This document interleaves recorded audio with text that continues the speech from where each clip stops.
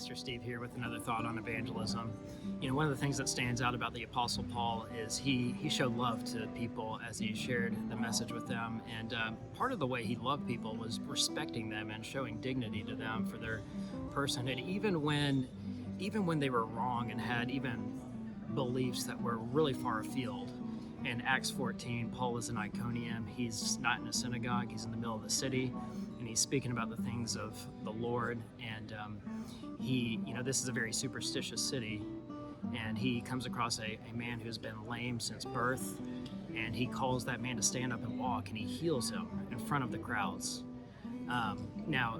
Oftentimes the apostles had the abilities to perform signs and wonders that God gave them to authenticate them as God's apostles, as messengers, but also to authenticate the message that they are proclaiming about Christ. So he was able to perform this miracle, and the crowds go crazy, and they begin to want to make sacrifices to Paul and Barnabas and lift them high. They begin to call them gods. In fact, they subscribe to Paul that he is Hermes, the Greek god Hermes.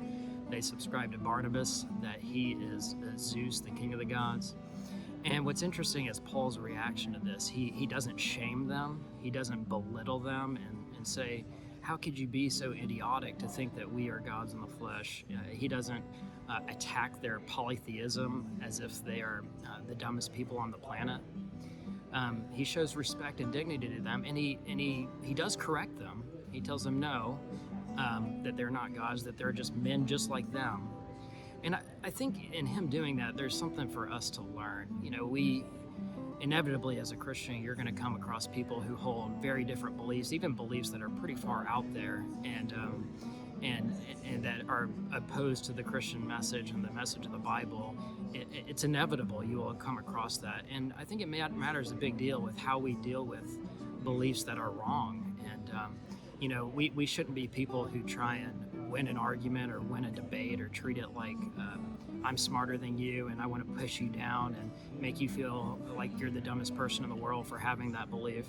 I think we have to engage people. We do have to correct them, but we need to show respect along the way as we do it, much like Paul does. And if that's a challenge for you, maybe you think, no, people need to be shamed and be brought low in the things that they think because they're so far out there. The reality is, it's a good thought experiment to think about who you were when you first came to faith. Think about all the ways that you've grown in your insight in the Bible, and you've come to understand and abandon beliefs that you previously had because the Word of God began to correct them. And God has been kind to you and shown you things along the way. You are not who you were when you first came to faith. And I think if you think about that, it can give you humility as you go about trying to be an effective witness and show respect to people regardless of where they find themselves.